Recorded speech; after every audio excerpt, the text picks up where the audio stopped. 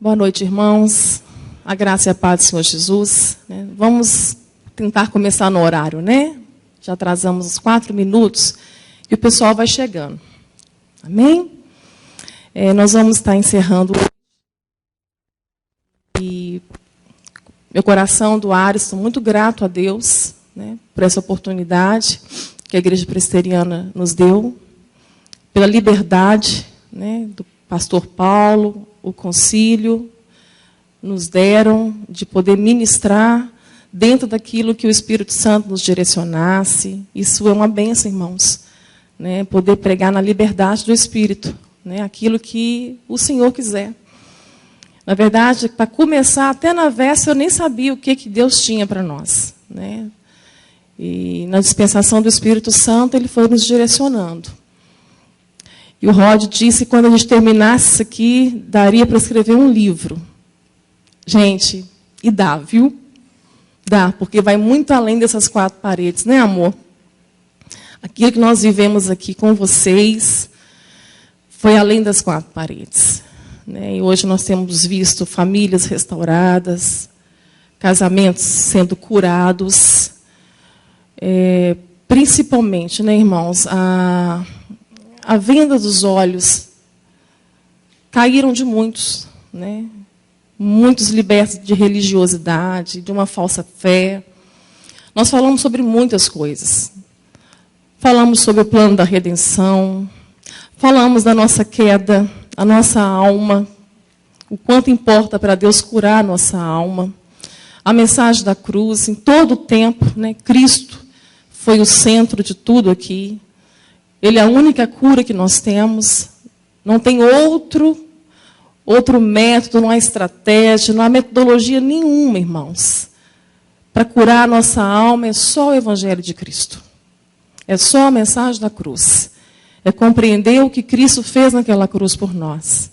É isso que me trouxe cura, o amor dele, o amor perfeito, conhecer este amor, né, mesmo não amando como ele nos ama, né, como eu compartilhei com vocês a experiência, né, dolorosa de descobrir isso, né, que muitos de nós amamos a Deus num amor filos, num amor filéu, gostamos dele, amamos até que ele nos dê aquilo que estamos buscando e precisando.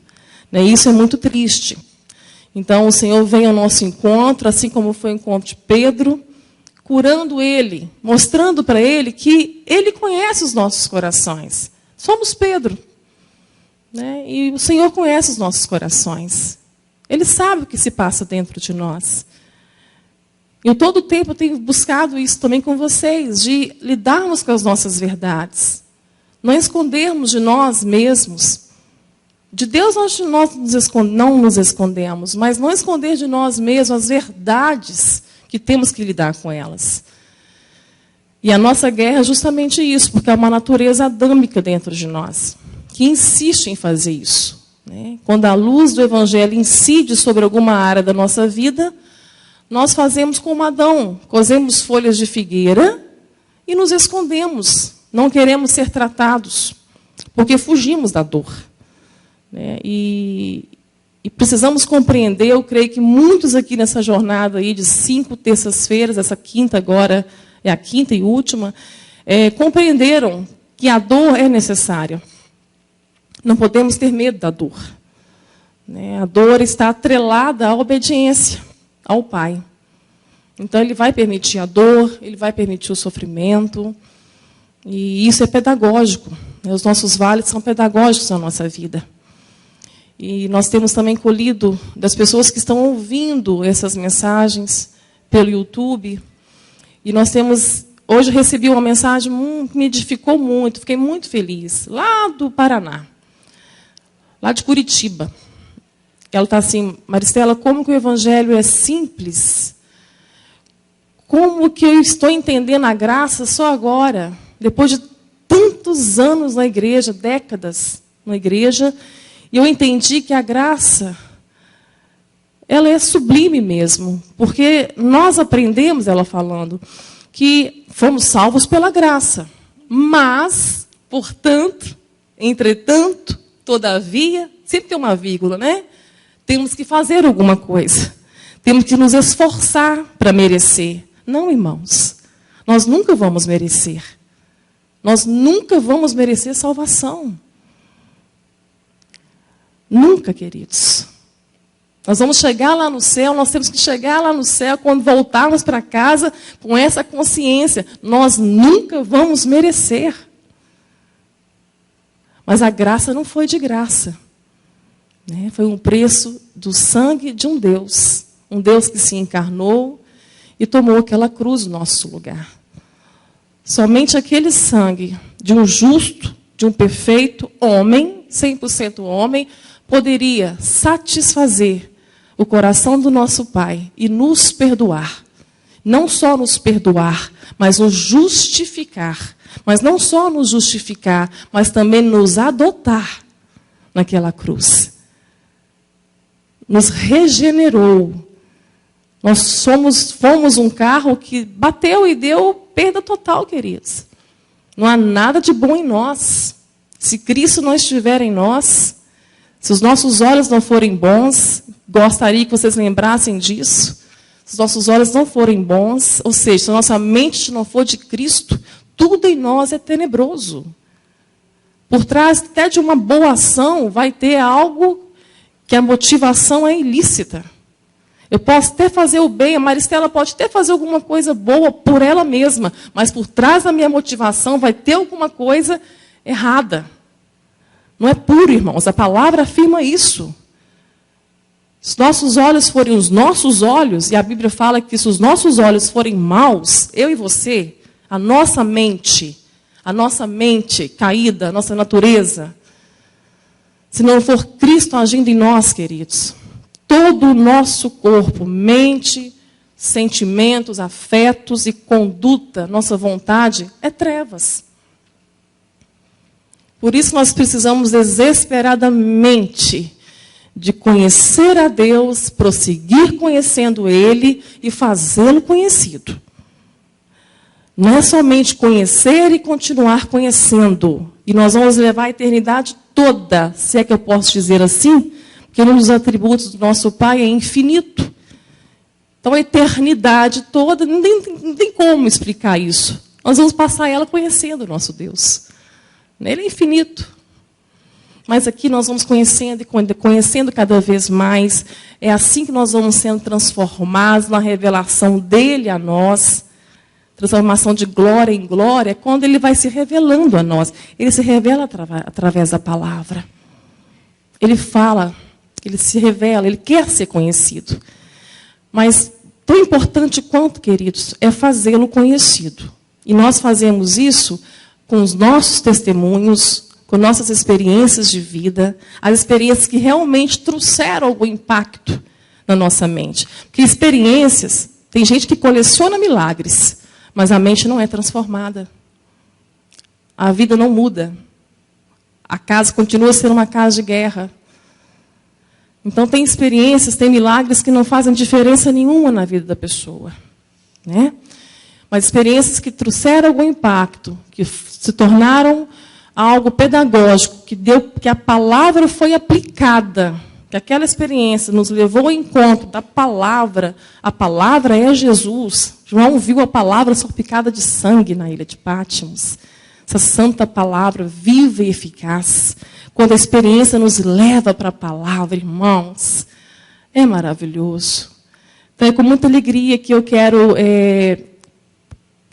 ouvir junto com vocês, né, alguns testemunhos dessa nossa jornada, que foi tão breve, né? Vai continuar, né? Essas terças-feiras, elas são um depósito para nós, né? Essa igreja tem nos abençoado, e eu convido os irmãos que continuem junto com a gente, né? O pastor Paulo vai estar ministrando a partir da terça que vem assuntos pertinentes, relevantes para a nossa vida cristã, para a nossa caminhada e para conhecermos mais o nosso Deus.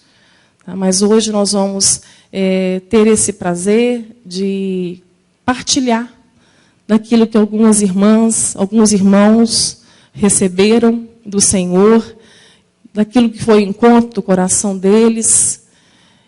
2 irmãs se propuseram, nos procuraram, e elas vão dar o testemunho, mas se algum de vocês que estão participando junto conosco quiser também compartilhar algo, né, de algum momento da palavra que entrou no teu coração, que trouxe uma luz para você em alguma situação da sua vida, fica à vontade, tá bom?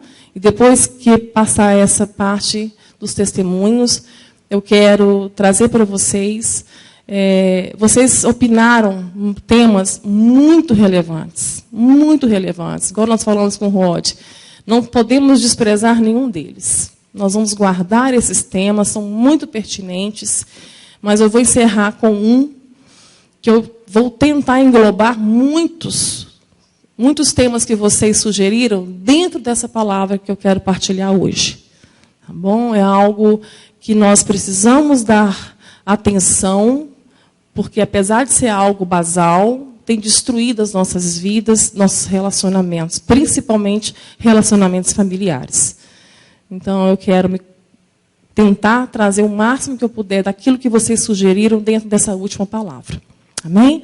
Mas eu quero convidar com muita alegria, não sei qual das duas vai vir primeiro, a Maria Lourdinha. Vem cá, Lourdinha. Maria de Lourdes.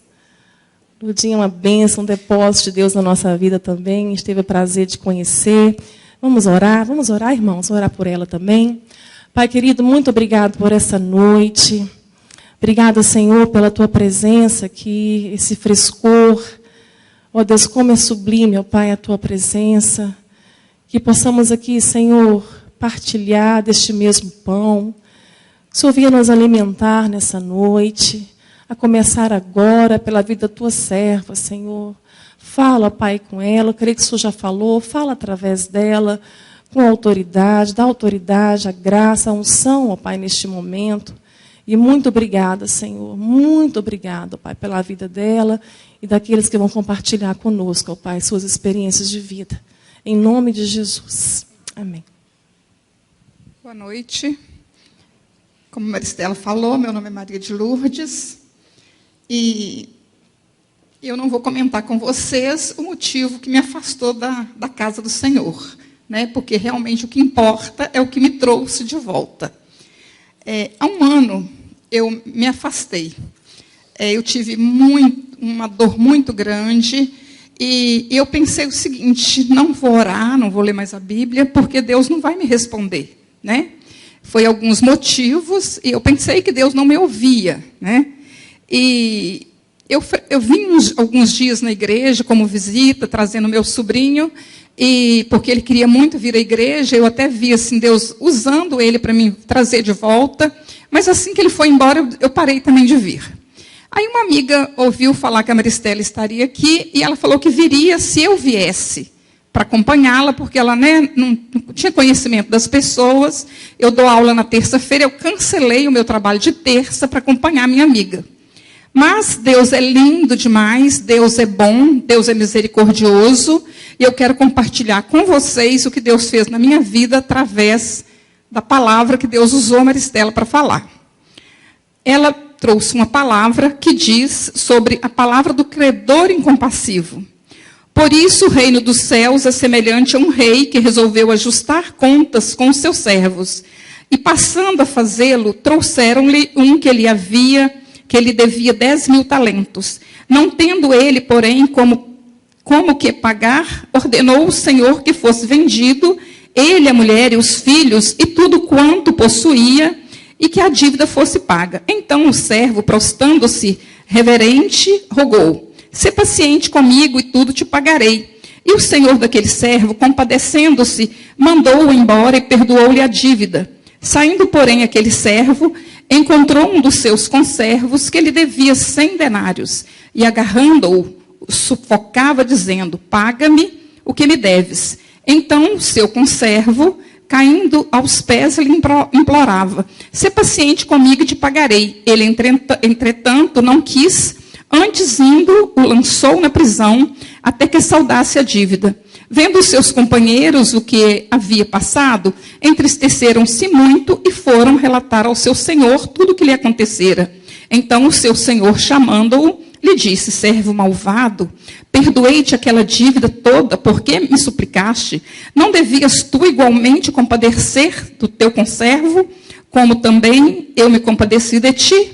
Indignando-se, o Senhor o entregou aos verdugos, até que ele pagasse toda a dívida. Assim também meu Pai Celeste vos fará, se no íntimo não perdoardes cada um do seu irmão. A Maristela leu essa palavra e eu não consegui dormir naquela noite.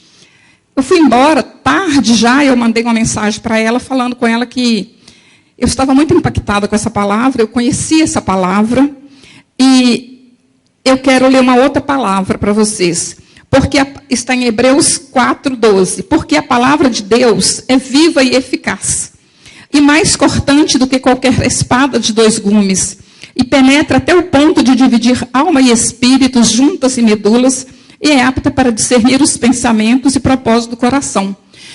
Como eu falei para vocês, eu já tinha um tempo, 1 ano, que eu não lia a palavra, que eu não orava, e tem 1 ano que eu não sou membro de uma igreja. Eu amo Jesus, eu sou apaixonada com Ele, eu recebi muitos milagres, passei por um deserto, mas também vi a glória de Deus. Minha vida é uma vida de muita batalha. Eu glorifico a Deus e eu amo falar de Jesus para as pessoas. Mas eu estava ficando envergonhada, porque algumas coisas na minha vida não deram certo. E a Maristela, assim, um anjo do Senhor que Deus pôs na minha vida para me restaurar, esteve comigo por alguns momentos e ela me explicou, abriu os meus olhos. Deus usou ela para mostrar a palavra para mim. E ela falou comigo assim: Lourdes, continua caminhando, né? Dentro da palavra, à luz da palavra, ela me orientou, me mostrou, e eu estou apaixonada com Jesus, eu sempre fui, mas eu estou sentindo um desejo muito grande de ler a palavra, de orar todos os dias de volta.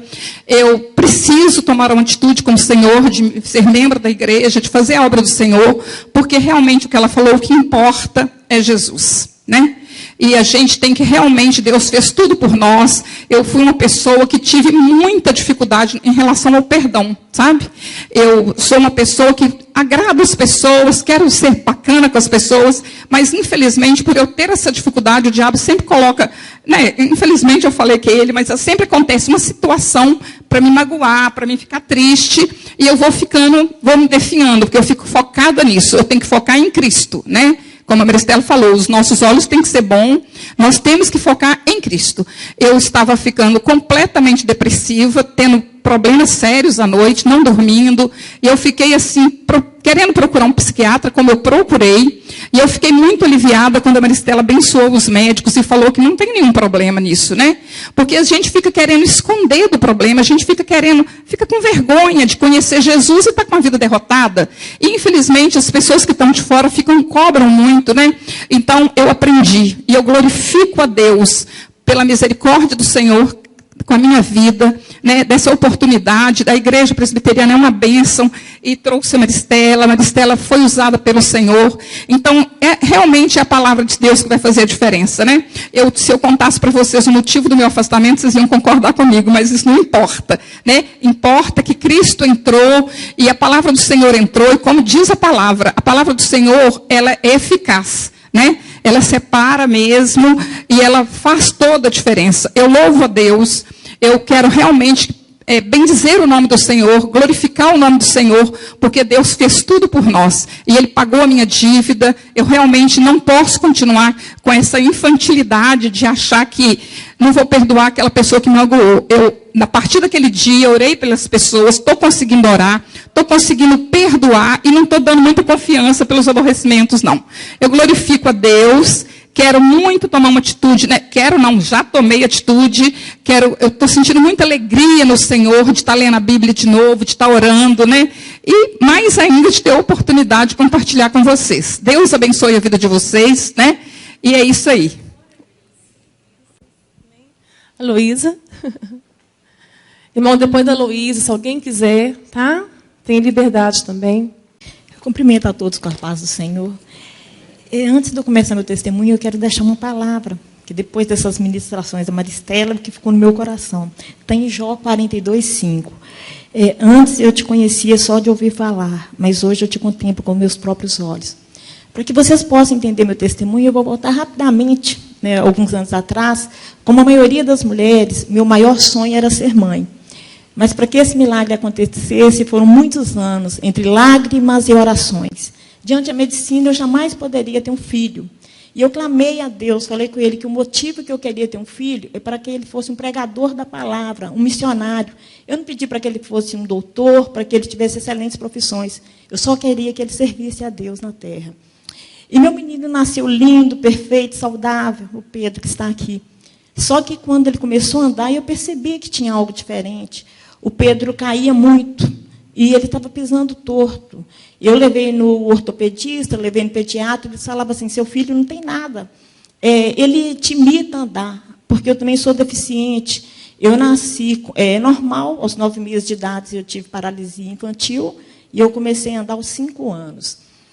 E foram 9 anos eu levando o Pedro ao ortopedista, insistindo, meu filho não tem coordenação motora, está acontecendo alguma coisa. Ele falava, mãe, ele imita a senhora andar, porque ele está muito próximo da senhora, então é normal uma criança imitar. Levei em psicólogos, ela falou assim, não, Heloísa, o problema é com o Pedro mesmo. Até que eu pedi uns exames. Eu falei assim, olha, faz todos os exames que você acha cabíveis e depois você me fala que meu filho não tem nada. E no dia 30 de maio do ano passado, eu entrei para o meu vale. Meu filho foi diagnosticado com Charcot-Marie-Tooth. É uma doença degenerativa progressiva, onde os nervos do corpo vão atrofiando. Quem é mãe sabe muito bem a dor que eu passei. Eu entrei em desespero e eu comecei a questionar a Deus. Deus, foi o Senhor que deu meu filho para mim. Eu pedi ao Senhor para ele ser pregador da palavra. Eu não vou aceitar meu filho subir no altar da igreja aleijado para falar que o Senhor é Deus da vida dele. Eu não aceito essa enfermidade. Eu fiquei 45 noites chorando, sem dormir e pesquisando sobre a doença. Eu levei no melhor neuro de Minas, ele falou, não tem cura. Fui para o melhor neuro do país, não tem cura. E, para piorar um pouquinho mais a situação, eles também me pediram os exames e também constataram que eu também tenho essa doença.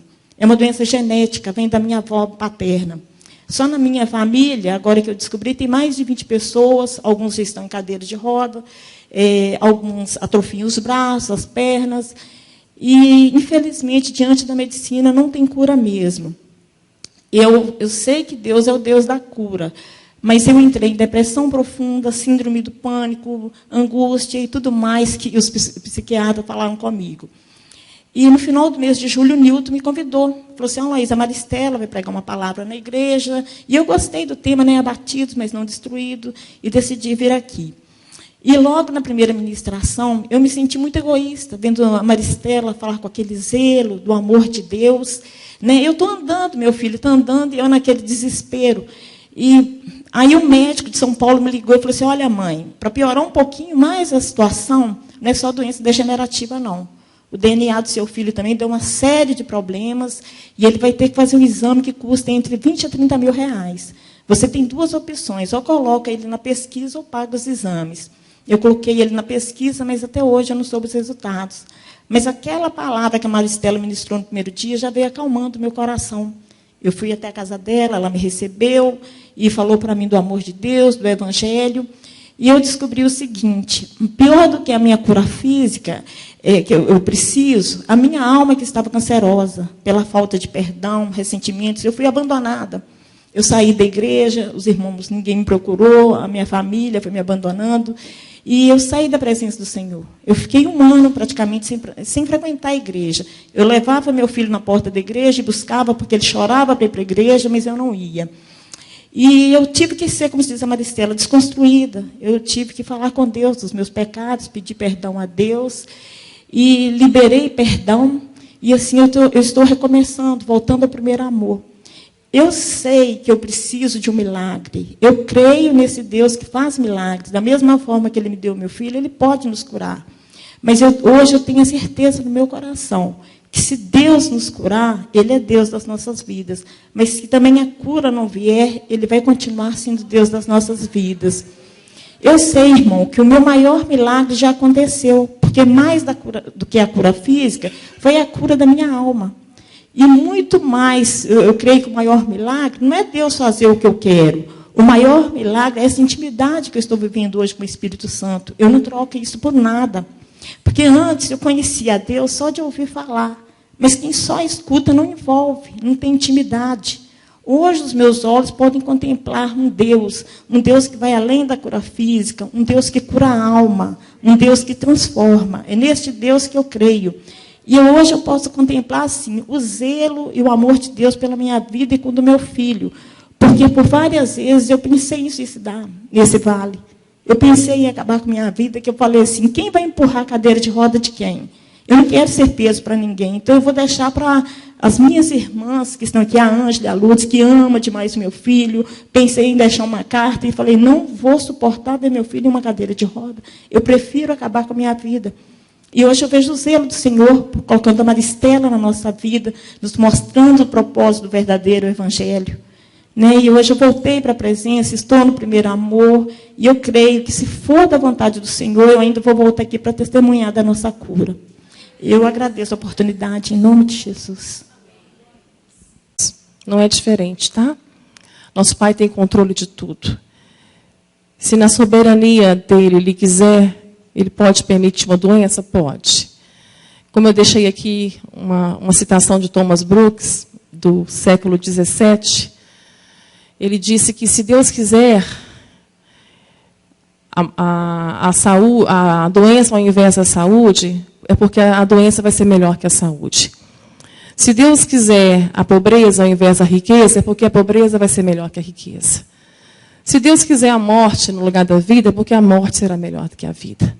E que nós devemos nos calar e nos silenciar diante da soberania de um Deus que sabe tudo e tem o melhor para cada um de nós. É o que eu tenho vivido. Hoje eu sei que... Hoje eu estou curada. O câncer está no meu cérebro. Onde está a minha cura? Meu cérebro não está no câncer mais. Eu aprendi com os olhos de Deus, na visão do Senhor, a viver o tempo agora da eternidade. Nosso tempo com Deus é agora. Nosso destino é o céu, amados. Nosso destino é Cristo. É irmos para Ele. É nos tornarmos semelhantes a Ele. Esse é o nosso destino. Porque sendo como Cristo, sendo cada vez mais parecidos, a imagem e semelhança, mais abundantemente, plenamente, nós vamos viver a nossa vida. Independente dos problemas, independente dos infortúnios, das adversidades. Isso não tem poder sobre a nossa vida. Nós vamos aprendendo que experiências, sofrimentos não podem nos traumatizar. Nós vamos aprendendo e entendendo isso. Porque Jesus, nosso Senhor, nosso modelo, nunca foi traumatizado. Ele tinha todos os motivos do mundo para ser um homem traumatizado. Mas não. A fé dele estava no Pai. A motivação dele estava no Pai. Ele nunca confiou em nós. Então, isso também nos ensina não confiarmos uns nos outros. A palavra de Deus fala que maldito o homem que confia no homem, ou seja, nele mesmo. Já é uma maldição. Confiar no outro é estupidez. Então, ninguém te deve nada, meu irmão. Ninguém te deve nada. Mas o Senhor Jesus nos ensina algo também. Ele confiou a nós. O seu amor, o seu reino, a sua obra. Lembra lá de Pedro? Ele curando Pedro? Pedro só gostava dele. Mas ele confiou a Pedro as suas ovelhas. Apacenta as minhas ovelhas. Então, ele confiou a nós. E nós podemos também confiar uns aos outros aquilo que Deus nos deu. A graça, o amor, o perdão e a misericórdia. Não podemos negar isso. A palavra de Deus fala que nós não devemos dever nada a ninguém, a não ser o amor. Ao amor. Se tem uma coisa que nós temos que dever ao outro, é o amor. E quero compartilhar algo com vocês, irmãos, que vai interferir muito em muitas áreas da nossa vida. Nós temos percebido o quanto esse pecado, que eu vou trazer para vocês aqui, por ele ser muito basal, muito básico, nós não estamos dando devida importância. E isso tem gerado conflitos e guerras, ganhado uma dimensão muito grande em nossas famílias, em nossos relacionamentos, principalmente nosso relacionamento com Deus. Nós devemos nos importar com aquilo que Cristo importa. Nós falamos muito aqui de sermos Cristos, que o propósito, que a missão do Pai em nós é nos fazer Cristos. Cristo é a oferta para este mundo. Jesus é o Cristo, o Filho do Deus vivo. Deus só tem filhos que são Cristos. Essa é a missão do Pai. Esse é o propósito do Senhor na sua vida. É formar Cristo em você, para que você seja a resposta para este mundo, resposta para a sua família, resposta para onde você estiver. Essa é a missão mais importante do Pai. Jesus não morreu naquela cruz para nos dar coisas. Ele nos reconciliou com o Pai. E nos revelou a missão do Pai. Nos tornar imagem e semelhança.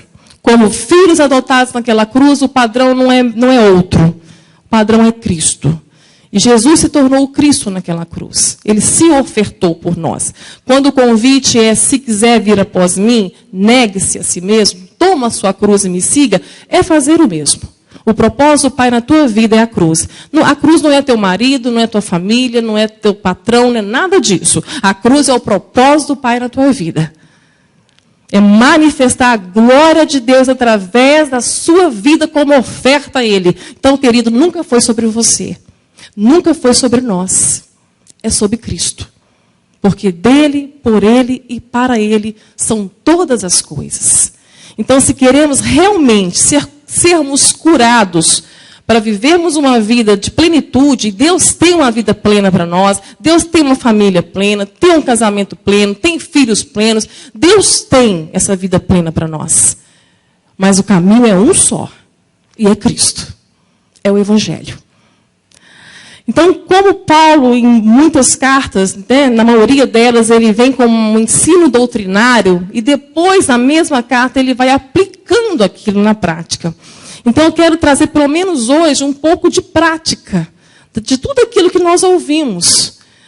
Como termos os mesmos sentimentos que houve em Cristo, a mente de Cristo, para que o nosso corpo seja luz, tudo em nós curados. Mas nós não podemos atropelar essa coisa tão pequenininha.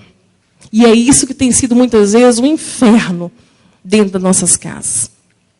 A língua. A Bíblia fala pelo menos de duas coisas que nós damos lugar ao diabo. Duas coisas são muito claras. E Satanás não perde tempo em de nos fazer tropeçar nisso. Porque ele está ao derredor. Ele só tem a força que nós damos a ele. Ele só age por concessão. E concessão é transgredir princípios da palavra de Deus. Então, queridos, muitos, eu sei que aprenderam e vêm de muitas práticas, como até essa mensagem que eu recebi hoje, da irmã que foi liberta ao entender a graça. Então, não é a campanha, não é o sacrifício, não é o dinheiro, é nada disso que pode fazer a sua vida dar certo. Só tem uma coisa. E o conselheiro, o outro conselheiro, que é o Espírito Santo, como eu disse aqui já outras terças, ele não é um palpiteiro, ele não tem um palpite sobre a sua vida para dar certo. Ele tem a única forma para a sua vida dar certo. E é a palavra de Deus. É observarmos e praticarmos os princípios, os valores, os mandamentos que o nosso Pai nos deu. Se não, amados, é perder tempo. É fazer da sua vida, da sua devoção, uma religiosidade, da sua igreja um encontro social. É perder tempo. Perder tempo. É fugir das verdades que têm que ser enfrentadas, das dores que têm que ser sentida, sofrida. Então, enquanto nós procrastinarmos a nossa entrega total a Deus, não adianta. Toda a sua devoção, se a sua devoção, querido, não estiver transformando os seus relacionamentos, para o que você está fazendo, em nome de Jesus. Para tudo que você está fazendo. Que pecado não é só coisas imorais, obras da carne. Pecado é fazer qualquer coisa fora do conselho de Deus. Pecado é sair do centro da vontade de Deus. Você pode estar fazendo tudo certo. pelo certo. E achar que Deus está aprovando, querido. Mas sua vida está um caos. Seus relacionamentos, conjugal, filhos, família, irmãos, tudo em decadência. Mas está lá, uma vida devota, cheia de religiosidade, cheia de muita coisa, cheia de boas obras. Para tudo. Em nome de Jesus, para tudo que está fazendo. Alguma coisa está errada. A base do reino de Deus são os relacionamentos. A nossa saúde está na relação nossa com Deus, conosco e com o outro.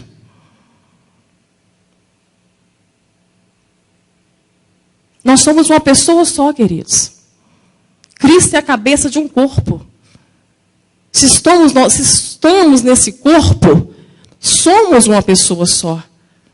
Não há como viver isolados, não há como fugir do outro, não há como aborrecer o irmão e não consertar com ele. Deus não quer nem o nosso culto.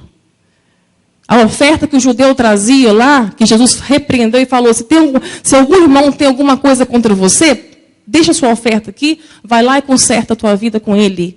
Não está falando de dinheiro, amado.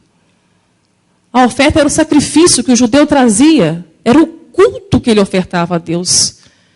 E o nosso culto a Deus começa na hora que a gente acorda. É como a gente trata um ao outro, dentro de casa e fora de casa. Então não é o seu dízimo, sua oferta, as suas horas gastas em ler Bíblia, oração, vir à igreja, não é nada disso, queridos.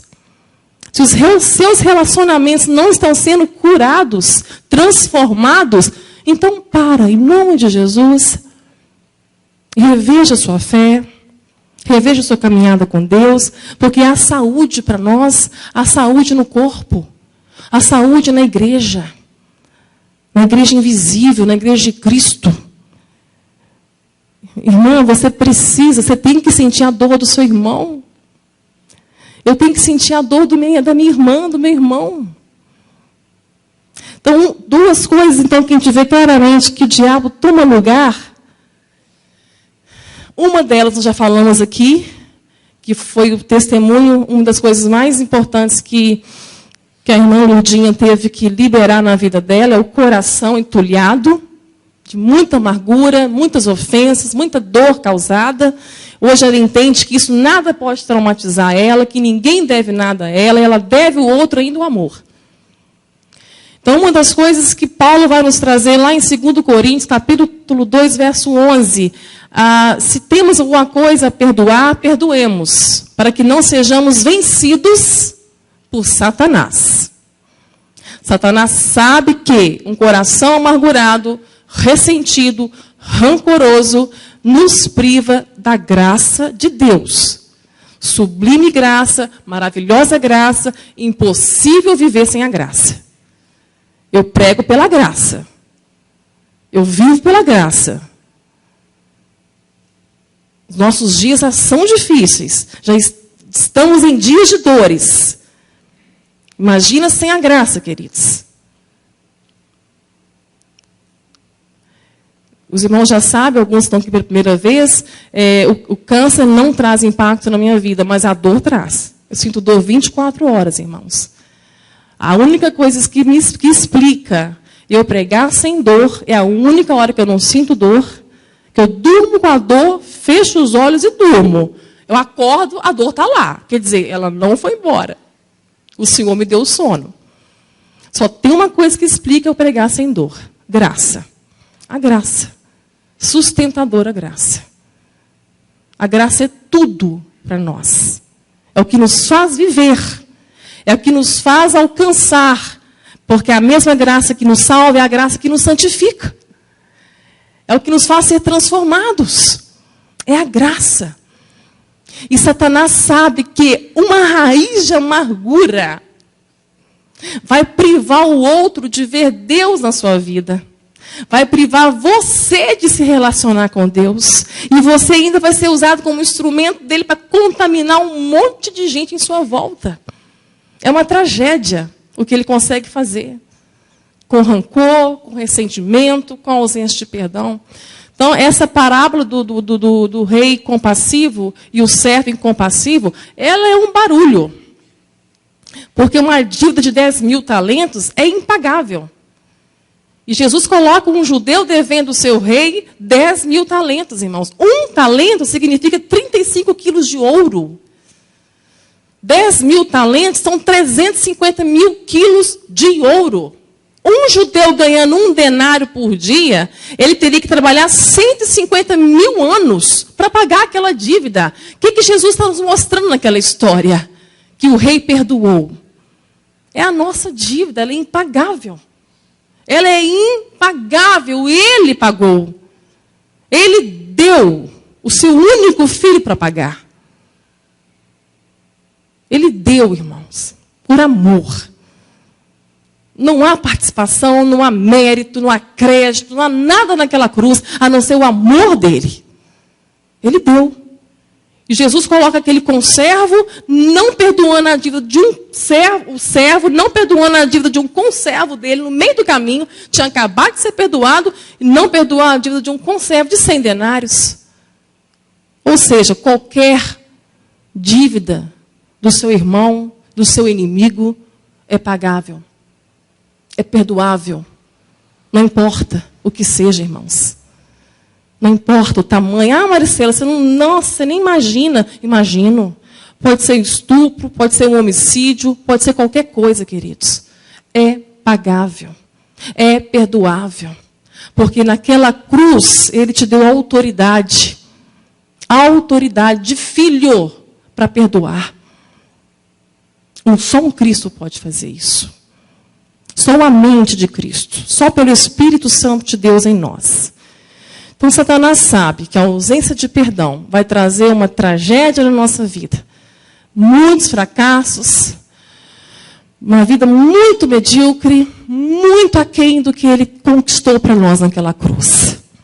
Então, uma das coisas é esta, mas a outra, que é muito basal, muito insignificante, mas que dá lugar ao diabo, é a língua. É a língua pesada. Vocês estão com a Bíblia? Quem estiver com a Bíblia, abra para mim, abra comigo, né, em Provérbios. No Provérbios, capítulo 15.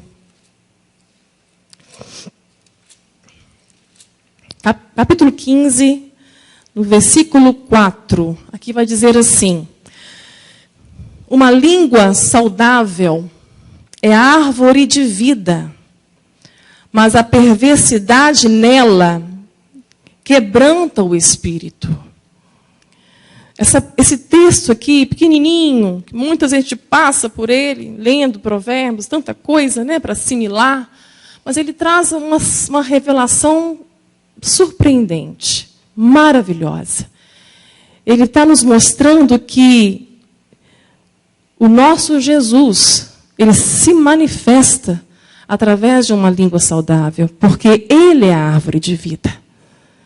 Ele é a árvore de vida lá de Apocalipse, capítulo 22, que cura e dá saúde.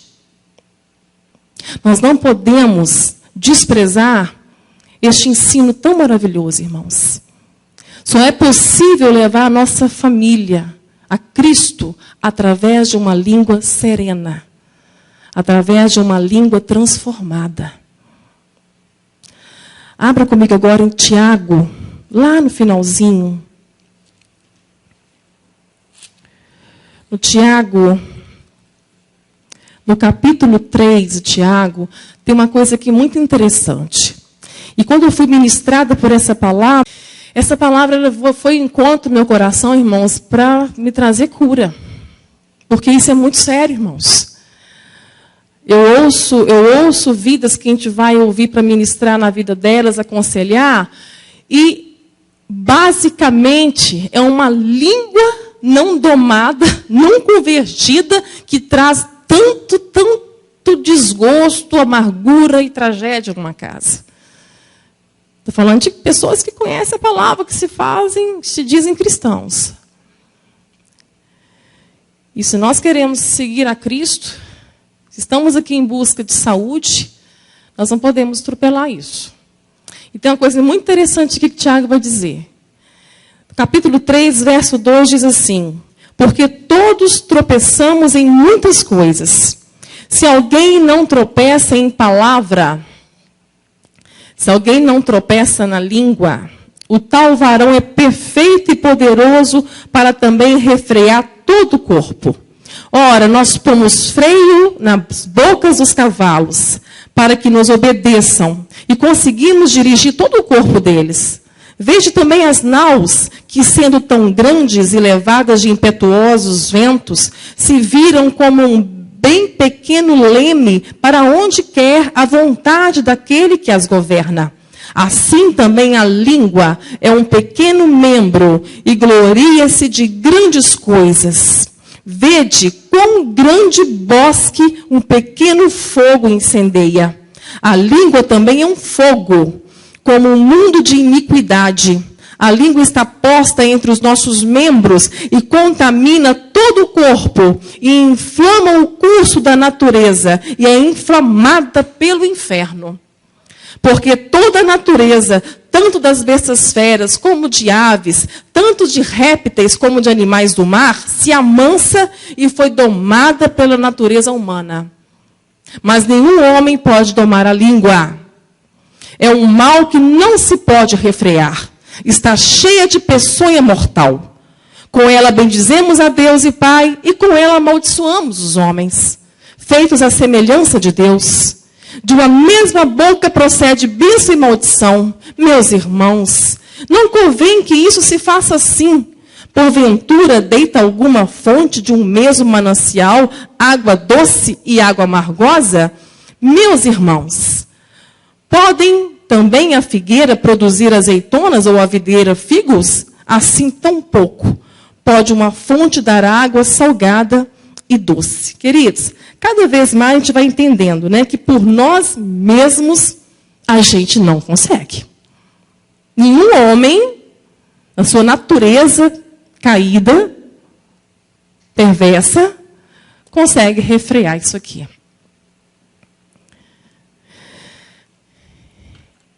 E um exemplo, assim, para a gente compreender o quanto a gente está dentro dessa situação aqui, que aqui Tiago está dizendo que o homem, quando ele consegue dominar a sua língua, ele é considerado um varão perfeito em Deus. Porque então ele conseguiu dominar todas as coisas nele mesmo.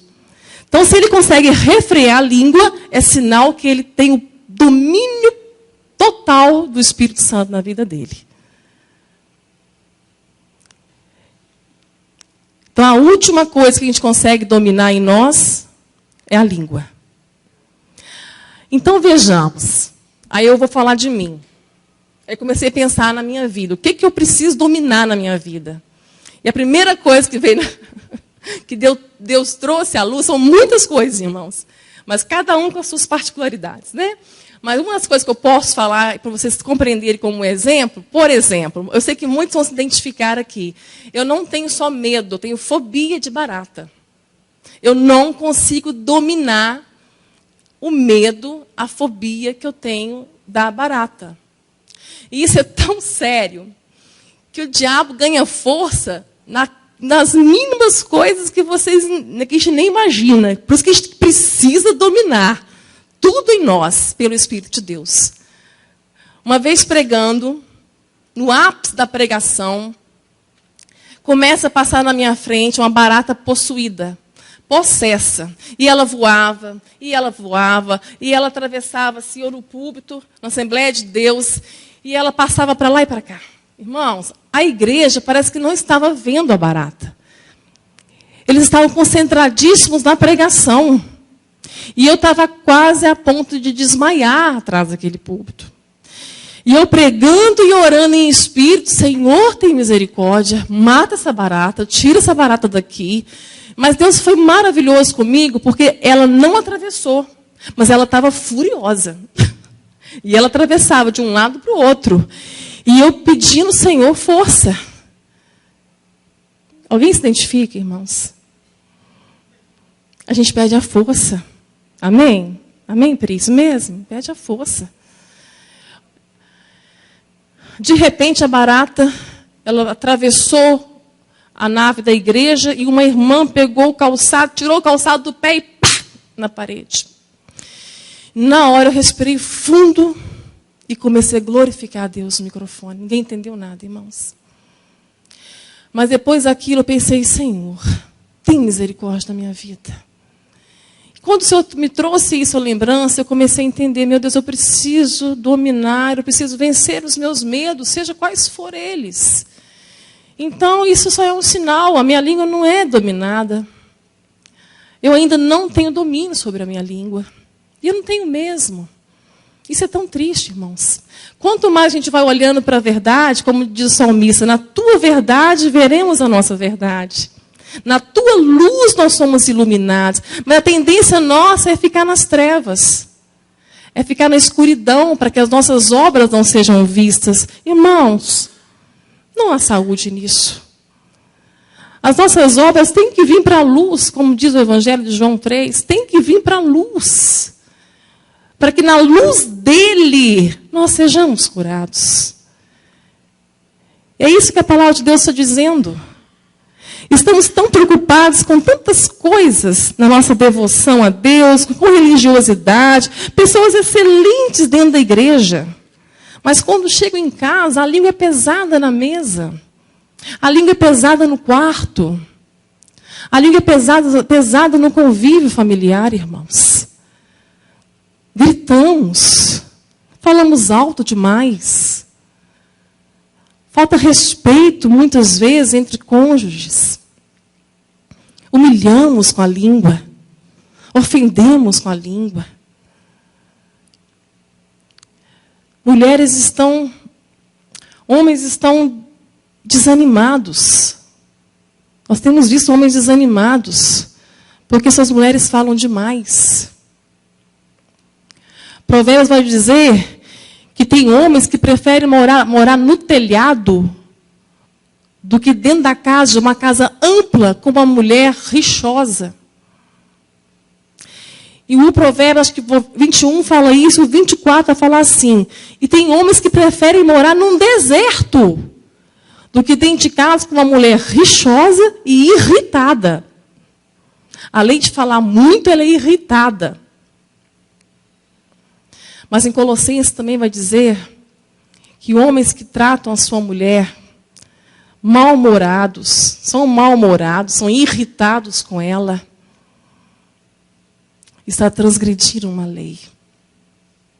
E Pedro vai dizer ainda que homens que maltratam suas esposas, que não a tratam como um vaso frágil, como a noiva de Cristo é tratada, ainda que tudo que fazemos com o nosso Senhor, nosso Salvador, nosso noivo, Ele não nos trata irritado, mal-humorado. Pedro fala que as orações desse marido nem ouvidas são interrompidas. Filhos estão irritadíssimos porque seus pais falam demais. Não há um diálogo sereno, não há uma língua suave, não há um diálogo, não há palavras de sabedoria. Há um abismo entre pais e filhos. E homens estão desanimados. Mulheres estão desesperadas, porque seus maridos falam de menos. E falar de menos também é um pecado. Homens que não participam da vida cotidiana. Homens omissos no seu papel de marido, de líder, de protetor, de provedor, disciplinador dos filhos, admoestador dos filhos. Enfim, irmãos, a nossa língua precisa ser transformada. O nosso Jesus foi árvore, aquela árvore lá de Jeremias, capítulo 17, diz assim: porque ele será como a árvore plantada junto às águas, que estende as suas raízes para o ribeiro e não receia quando vem o calor, mas a sua folha fica verde. E no ano de sequidão não se afadiga, nem deixa de dar fruto. Nosso Senhor Jesus foi essa árvore junto ao ribeiro. Jesus nunca falou nada além do que ele deveria falar. Ele nunca pesou nas palavras além do que ele poderia pesar. Ele nunca expressou alguma coisa além do que ele poderia expressar. Ele nunca deixou de dizer verdades que ele deveria dizer. Esse é o nosso Senhor Jesus. E esse provérbio que nós lemos, que na nossa língua serena, nós vamos manifestar essa árvore de vida. Essa árvore de vida que o seu casamento tanto precisa, que seus filhos tanto necessitam. E Jesus, aqui no capítulo 15 de Mateus, nós vamos ver na trajetória do ministério de Jesus que o maior embate dele não foi com as prostitutas, com os publicanos, com os pecadores. Na verdade, esses proscritos foram os que entraram primeiro pelas portas do reino. Mas o embate do nosso Senhor Jesus foi com os fariseus, com os religiosos. E nesse capítulo 15 aqui, acontece uma cena muito interessante. Jesus chega para comer com seus discípulos e os discípulos não lavam as suas mãos. E os fariseus, o fariseu era da seita mais severa do judaísmo, era o farisaísmo. E os fariseus e os escribas começaram a atacá-lo com isso, porque eles estavam transgredindo a lei, né, de lavar as mãos antes de comer. O religioso é bem assim, né? Ele se preocupa e é muito fácil mudar o seu exterior, o seu comportamento muda, né? Ele se aplica, muito aplicado em muitas coisas. Mas esse é o maior embate de Jesus e isso tem que ser vencido dentro de nós. Religiosidade, irmãos, é um câncer. É um câncer. E Jesus olha para ele, Jesus sempre responde com uma pergunta. Eu acho muito interessante isso. Por que transgridem os teus discípulos a tradição dos anciãos, pois não lavam as mãos quando comem pão? Jesus, porém, respondendo-lhe, disse-lhes: por que transgredis vós também o mandamento de Deus pela vossa tradição? Ele vai dizer aqui o seguinte, que honrar pai e mãe é uma lei. Só que eles colocaram doutrinas humanas na lei e eles se esquivaram desse mandamento da seguinte forma. Eles falam que eles não vão honrar o pai e a mãe na questão de finanças, de cuidar dos pais idosos. Muitos pais, muitos idosos eram abandonados por esses fariseus religiosos, porque eles diziam que aquilo que sobrava deles era oferta para Deus. Quer dizer, não sobrava nada para os pais. Tudo eles colocavam dizendo que era para Deus. Mentira, hipocrisia. Quantas vezes fazemos isso ou fizemos isso por causa da nossa religiosidade? Deixamos até a nossa casa, a nossa família, com desculpa que está fazendo para Deus. Deus não quer isso, irmão. O maior projeto de Deus na sua vida é a sua família, é a sua casa, é ser Cristo lá. Os fariseus davam essa desculpa para não cuidar dos seus pais, para não colocar eles na estima mais elevada da vida deles. A desculpa que eles davam era a devoção deles. Por isso que é tão sério a questão da devoção. Se a devoção não está transformando relacionamentos, se os relacionamentos não são saudáveis, está errado, alguma coisa está errada na sua devoção. E Jesus aqui, ele está tirando a máscara desses hipócritas. Esse foi o maior embate de Jesus. Esses religiosos. Aí Jesus vai dizer isso aqui: hipócritas, bem profetizou Isaías a vosso respeito, dizendo: este povo honra-me com seus lábios, mas o seu coração está longe de mim. Mas em vão me adoram, ensinando doutrinas que são preceitos de homens. Eles não observavam os preceitos de Deus. Eles colocavam uma carga pesada, um jugo pesado. Eles não entravam pela porta do reino dos céus, mas também não deixavam ninguém entrar. Eles faziam prosélitos. Atravessavam um mar, um oceano, para converter alguém à religião deles. Jesus estava enojado disso. Nós não temos que preocupar em encher nossas igrejas, em ir lá fora pregar o evangelho só com a intenção de trazer um número para a igreja. Não, queridos. Nós temos que preocupar com aquela vida, com aquela alma, com a família dela, o que eles estão vivendo. Não é trazer para a igreja. Muitas igrejas estão investindo em evangelismo. A igreja está doente, está adoecida, famílias estão deterioradas lá dentro e nós estamos buscando mais gente lá fora para aumentar o número da igreja, o número da membresia. É isso que os fariseus faziam. Faziam prosélitos. O que são prosélitos, queridos? É tirar alguém de um lugar e mudar para outro. Muda de um lugar para o outro, mas não há transformação de mente, não há conversão. Porque às vezes o nosso próprio testemunho não testemunha de Cristo lá fora. Mas nós queremos salvar, vir trazendo para cá. E acho que trazendo para cá vai ser salvo. Não é isso, queridos. Igreja não salva. Placa não salva. Religiosidade não salva. Sabe o que nos salva, queridos? O amor. O amor, o verdadeiro amor. Uns pelos outros. Quando nós começarmos a nos importarmos uns com os outros aqui dentro, aí sim, aqui seremos curados. E curados podemos curar lá fora. A começar dentro da nossa casa. É isso que Jesus se irava com esses fariseus. Impediam. Jesus fala que eles lançavam 2 vezes para o inferno a pessoa. Porque um prosélito é isso, é só mudar de lugar. Sai do terreiro de macumba e vem para a igreja evangélica.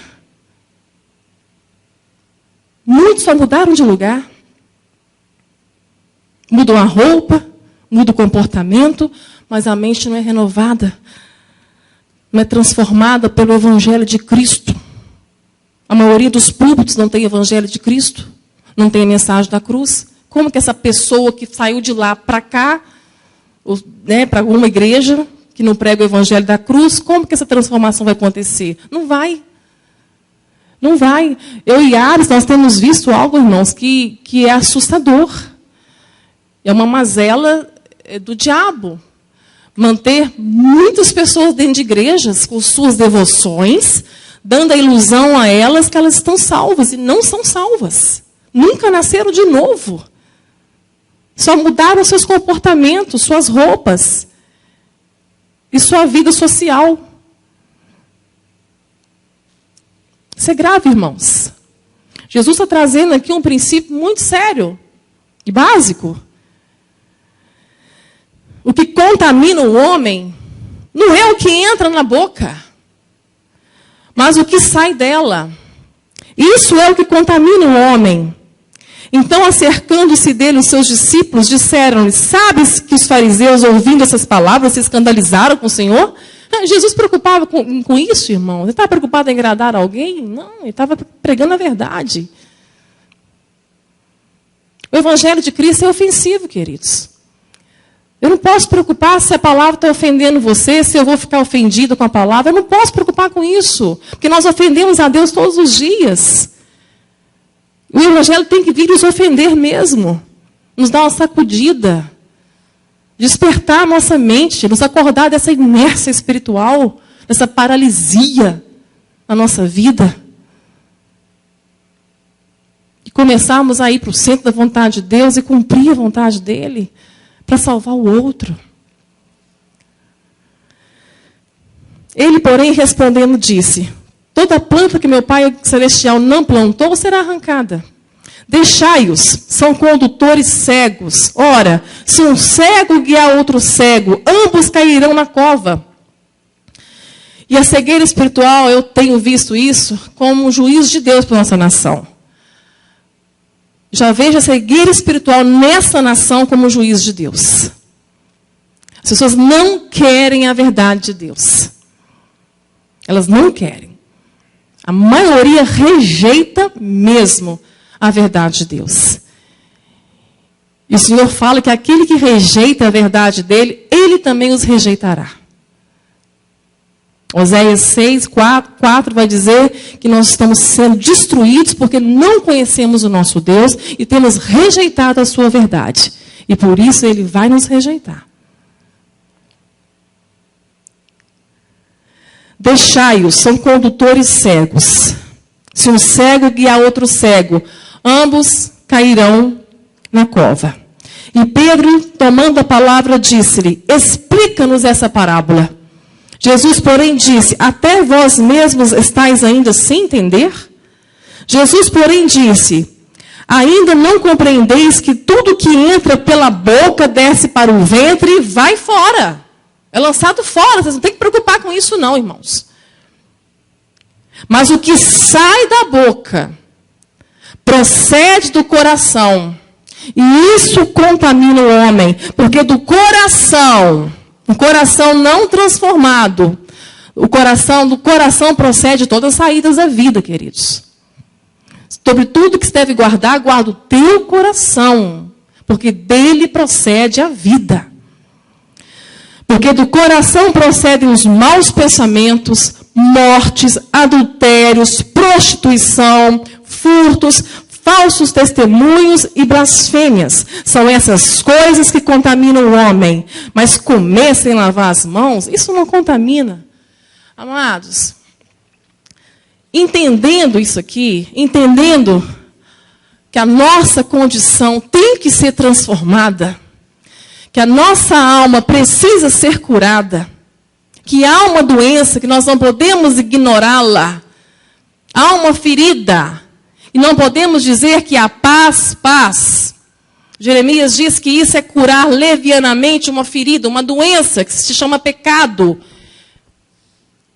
Não podemos pegar essas mensagens de paz, e que vai ao encontro do seu ventre, que sua vitória, o seu milagre, seus sonhos vão se realizar, que seus dias serão melhores amanhã, dias melhores virão. Que besteira. Dias melhores virão? Não, hoje é o dia. Hoje é um dia aceitável, hoje é dia de salvação, hoje é o dia que o Senhor nos deu. Nós não temos nem o amanhã. Fomos ordenados a vencer o mal de hoje. Se amanhã vier, Ele trará o mal. E o Senhor vai estar conosco amanhã, porque Ele prometeu estar. Se nós acordarmos aqui, Ele prometeu estar conosco todos os dias. O melhor de Deus virá, bobagem. O melhor de Deus já veio. Ele deu o melhor dele naquela cruz. E naquela cruz, naquele sacrifício vicário, que era para mim e para você, é lá que está a nossa vida. É lá que está a vida plena, a plenitude de Cristo. O amor que excede todo o nosso entendimento. A paz que excede todo o nosso entendimento. A alegria da salvação. É lá que está a nossa vida. Não é no amanhã. O que adoeceu a nossa nação e nos colocou no pódio da nação mais ansiosa do mundo é esse evangelho do amanhã. Vai acontecer na sua vida se você fizer hoje. A única coisa que Deus nos quer, querido, é um coração ensinável, contrito, arrependido diante dele. Só isso. Que darei eu ao Senhor? O rei Davi cantava. Que darei eu ao Senhor por tudo que o Senhor já me deu.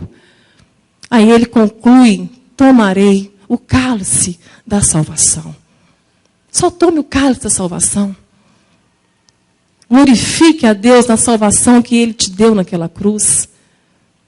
Se você é salvo em Cristo, glorifique a Deus. Se você não é salvo em Cristo, hoje é um dia aceitável.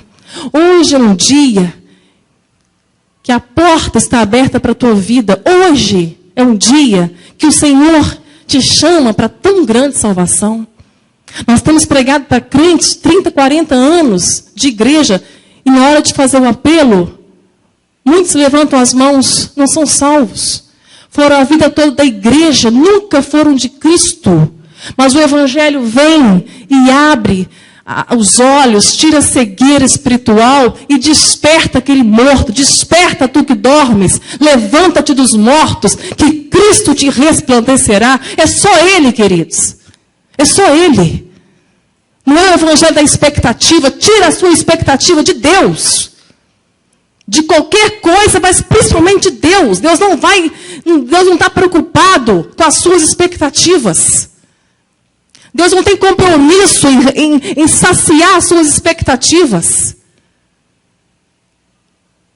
A palavra nos ensina a andar numa perspectiva segura, numa convicção só, que Ele já nos deu todas as bênçãos em Cristo Jesus. Agora essa fé não é mais para que eu consiga as coisas. Não é mais para que Deus venha a meu favor para resolver meus problemas. Essa não é a fé que agrada a Deus. Eu falei muito sobre isso aqui. Essa era a fé que eu tinha, de agradar a Deus pelo serviço prestado. E pelo serviço prestado eu pensei que eu tinha direito de ser curada. Eu entrei numa frustração com Deus. Eu amava a Deus até que a minha mãe estivesse viva. E foi isso que Deus foi me revelando na sua luz. Eu fui vendo as minhas verdades. Nós temos que lidar com essas verdades nossas para sermos curados. Há uma ferida, há uma doença e há um médico. E ele veio para os doentes. Ele não veio para os sãos, ele não veio para os religiosos que acham que não precisa de nada, que o sacrifício resolve. Mas ele quer misericórdia. Ele não quer sacrifício. Misericórdia quero e não sacrifício. Misericórdia. Eu colocar-me no lugar do outro. Eu ter empatia pela dor do outro. Eu lutar com o outro. Lutar pela minha casa, pela minha família, pelo meu casamento. Misericórdia dentro da nossa casa. Pelo cônjuge, pelos filhos. Pelos irmãos dentro da igreja. Por aqueles que nos perseguem. Amados, mas só tem um caminho. E é isso que o Senhor nos deu. Quando Ele disse, eu irei ao Pai, mas vos enviarei um outro conselheiro. O conselheiro está aqui. É Ele que nos consola, é Ele que nos conduz, é Ele que nos traz de volta. É Ele que vai formar Cristo em nós. É Ele que vai transformar a nossa mente. E nós estamos num risco muito grande, porque agora, lá em Efésios, capítulo 4, tem uma prática de vida ali para nós, irmãos, que nós não podemos ignorar. E a maior delas, que está escrito nesses versículos do capítulo 4, 5, é a questão de entristecer o Espírito Santo. E o que entristece o Espírito Santo e dá lugar ao diabo, Paulo escreve aos Efésios, é o que falamos, é o que sai da nossa boca. Ele vai dizer o seguinte, na nossa prática de vida, o homem interior, aquele que nasceu de novo, é mais ou menos assim, despojai-vos do velho homem e revistai-vos do novo. É um trocar de roupa, todos os dias. Todos os dias eu tenho uma natureza pecaminosa dentro de mim, que foi crucificada lá na cruz. Eu não posso voltar debaixo da servidão dela, porque eu não estou mais debaixo dessa servidão. O Espírito de Deus nos libertou, nos tirou debaixo da servidão do pecado, da escravidão, da condenação. E Paulo escreve aos Gálatas, não vos meteis de volta ao jugo dessa escravidão. Nós estamos livres em Cristo Jesus para não pecar. Nós não podemos pecar deliberadamente, amados. Não podemos confundir graça com liberdade para pecar. O que nasceu de novo, se ele peca, vem uma tristeza de Deus dentro dele que traz arrependimento e ele pede perdão a Deus pela lei que ele transgrediu, pelo princípio que ele transgrediu, e ele se levanta. Assim é a nossa vida. Há uma guerra dentro de nós e nós vamos pecar porque nós somos pecadores. Mas o pecado não domina sobre nós. Amém? Nós não podemos dar essa desculpa. Nós somos tentados por aquilo que nós cobiçamos. E o pecado ganha força em nós quando nós não nos enchemos dessa palavra. Se nós não comermos da comida que nos é permitida comer, o pecado ganha força em nós. Quanto mais eu olho para o pecado, para tentar não cometê-lo, mais ele ganha força em nós. Isso é muito interessante. Vamos lá no jardim do Éden agora. Deus deu uma ordem ao homem naquele jardim. Qual a ordem que foi, irmãos? Qual a ordem que foi? A resposta é essa aqui. Automaticamente é isso que nós falamos, irmãos. Porque nós vamos logo naquilo que não pode. É isso que muitas vezes nos leva a cair. Porque a ordem não foi essa. A ordem que Deus deu a Adão foi: coma de tudo que eu dei a vocês. Se Adão tivesse obedecendo a Deus, o seu ventre não estaria vazio, ele não estaria cobiçando a única lei, o único parágrafo que tinha naquele jardim, que não podia tocar. Não é diferente de nós, irmãos. Se nós não nos alimentarmos dessa palavra, ficaremos vazios tentando lidar com o pecado que está à porta. E esse pecado vai tendo força em nós. Paulo, lá em Romanos 7, ele diz isso. Nós damos força ao pecado porque nós olhamos para ele o tempo todo. Nós temos que nos encher da palavra de Deus. A plenitude do Espírito Santo em nós é a palavra de Deus, é nos encher dela, praticando ela. Nós não vencemos o mal tentando evitar o mal, queridos. Adão tentou não cair, tentando, mas olhando para a árvore. Nós não vencemos o mal tentando evitar o mal. Nós vencemos o mal com a prática do bem. Nós vencemos o mal quando nós praticamos o bem. É o despojado velho homem revestido novo. E no meio disso um banho de santidade. Cada vez mais limpos, parecidos com Deus, se aproximando mais e mais dele pela palavra, conhecendo ele pela palavra, nós vamos nos enchendo. Essa é a comida, esse é o pão vivo que desceu do céu, é isso aqui, é a palavra de Deus que vai tomar forma da nossa mente, que vai nos impedir de tomar forma do mundo e nos transformar à imagem e semelhança dele. Então Paulo vai entrar numa coisa muito interessante. Lá em Romanos ele fala isso, capítulo 12.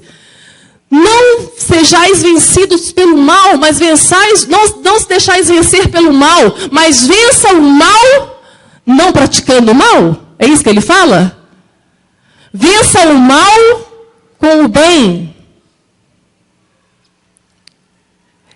Não é só deixar de fazer uma coisa errada, amados. Não é só deixar de fazer algo que não deve ser feito, mas é deixar de fazer e colocando o bem no lugar. A casa pode estar linda, adornada, mas ela não pode estar vazia. Vocês lembram disso? Mateus 18, 12. Não deixem a casa vazia. Não é só bonita e limpa, não. Ela não pode ficar vazia. Aí Paulo vai dizer: aquele que mentia, não minta mais, mas falai a verdade uns com os outros. Então não é só deixar de mentir, meu querido. É qualquer situação, é falar a verdade com seu irmão, falar a verdade com seu cônjuge, falar a verdade com seu amigo. Não é só deixar de mentir, você vai se tornar omisso. E omissão também é pecado. Mas é falar a verdade. Aí você está vencendo o mal. Na prática do bem você está vencendo o mal. Entre toda a língua que está nesse Efésios, que Paulo está escrevendo sobre a língua que sai da nossa boca, entra uma situação que não tem nada a ver com a língua, mas depois ele volta de novo. Que ele fala assim: aquele que furtava, não furte mais. Mas não é só deixar de roubar. Não é só deixar de enganar ou defraudar alguém. Tirar dele aquilo que não é seu. Mas antes trabalhar com suas mãos. E mais uma coisa ainda, não é só trabalhar com as tuas mãos para ter o seu sustento, mas é para ter com o que repartir com os que têm necessidade. Aí Paulo vem e volta de novo. Vem falar da língua de novo. Não saia da vossa boca palavra torpe, palavra suja, palavra vergonhosa. Quantas rodas de piadas que muitas vezes nós nos deixamos levar. Palavras maledicentes. E somos coniventes. Mas antes saia da boca palavra de edificação. Depois vocês leem, irmãos. Essa carta ela é sublime. Aí depois ele vai e coloca, não entristeçais o Espírito Santo. Amados, é o Espírito Santo que faz a obra em nós. Como o Tiago falou, o homem, nós, eu e você, é impossível domar esse pequeno órgão. Assim como Jesus falou, dentro do coração do homem provém todo o mal. Adultério, prostituição, mentira, infâmia, blasfêmia, tudo dentro daqui, ó. Amados, se os nossos olhos forem os nossos, tudo em nós é trevas. Mas se os nossos olhos, a mente, for de Cristo, e se nós estivermos sendo transformados na visão do Senhor, nós vamos contemplando a sua glória. E vamos vivendo a vida que Ele tem para nós, amados. A nossa situação também vai sendo transformada quando a nossa condição é transformada. O Espírito Santo entristecido. No grego, sabe o que significa isso? O pai que enterrou um filho. Uma pessoa sem ação. Uma casa de luto. O significado dessa tristeza, que está não entristeçais o Espírito Santo, é uma casa de luto. É um pai que acabou de enterrar um filho. Olha a tristeza que nós causamos no Espírito Santo de Deus, irmãos. Para não darmos lugar ao diabo, nós não devemos entristecer o Espírito Santo de Deus. Ele é uma pessoa. Ele é uma pessoa com um trabalho árduo de formar Cristo dentro de você. De salvar a tua vida. E através da sua vida salvar tantos outros. Não é sobre você, meu querido. É sobre a missão dele na sua vida. E o quanto ele te amou naquela cruz.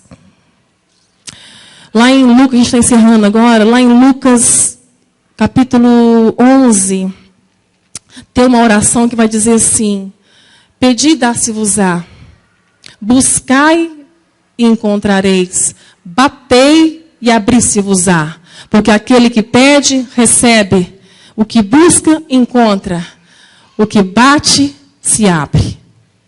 Porque vós, sendo maus, sabeis dar coisas boas aos vossos filhos, quanto mais o vosso Pai do céu não vos dará o Espírito Santo.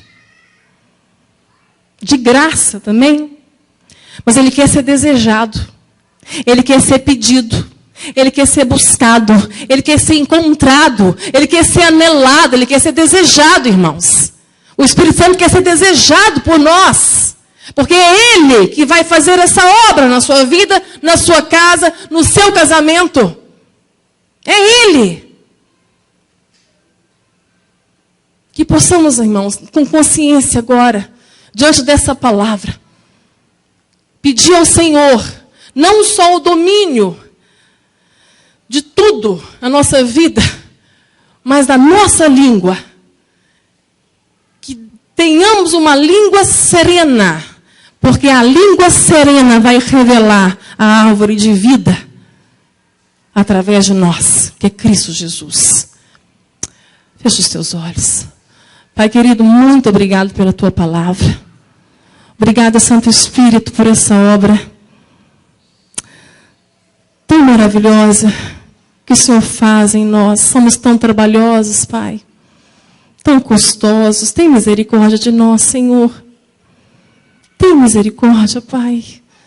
Abra os nossos olhos, Pai. Eu sei que muitos estão aqui num processo como aquele cego de Betsaida, que o Senhor curou de 2 vezes.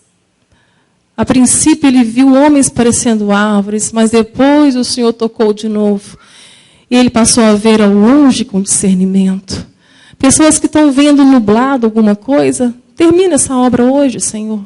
pelo Evangelho da Cruz que está sendo pregado, essas pessoas que estão ouvindo também, que estarão ouvindo, Pai, essa mensagem. Eu peço ao Senhor que vá ao encontro de cada ouvinte, ó Deus, trazendo cura, libertação, salvação nesta vida, salvação nesta casa, Senhor. Eu oro também, ó Deus, pelas situações que cada um está vivendo, situações muitas vezes de risco de morte, seja pelo qual for o motivo, Senhor, dá livramento, traz a cura física, Pai. Tu és um Deus que cura também o nosso corpo, traz a cura física, Senhor.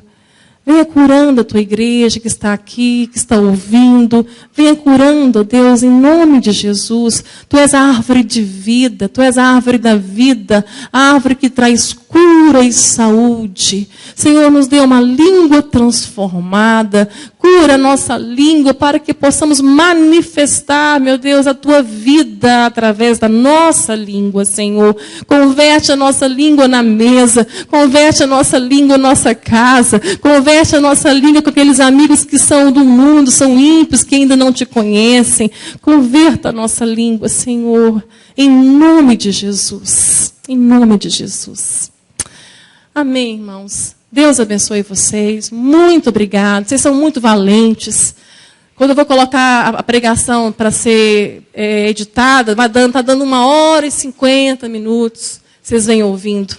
Louvado seja Deus por isso. Que Deus continue derramando fome dele no coração de vocês. Em nome de Jesus. Oi, amor. Ah, tá. Olha que bonitinho. Ali é o canal, tá? Se inscreva lá, ouça as pregações, compartilhe com as pessoas. Muitos estão ouvindo a palavra do Senhor, estão sendo libertos de religiosidade, estão sendo curados, irmãos. A palavra de Deus faz isso.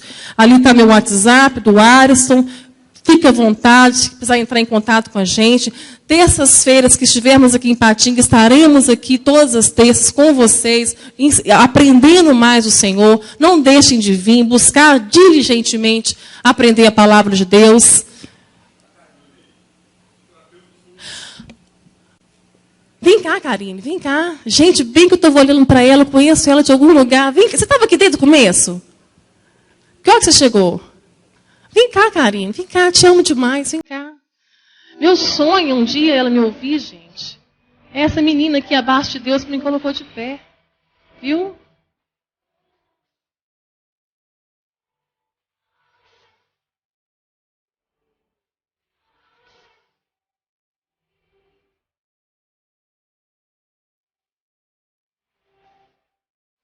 Irmãos, mas é brava, tá? Brava demais. Pelejei para comer de colher, não deixava. Tentar colocar o garfo na minha mão direita. Foi uma luta. Mas abaixo de Deus, ela me colocou de pé. Louva a Deus pela sua vida, Karina. Você está em todas as edições e tiragens desse livro. Nunca vou te tirar. Você é um depósito na minha vida. Muito obrigada por tudo. Deus abençoe os irmãos. O livro saindo, irmãos, eu vou estar notificando nas redes sociais. Eu vou lançar nas redes sociais mesmo, tá? Entre em contato para adquirir esse livro. Amém? Deus abençoe. Obrigada.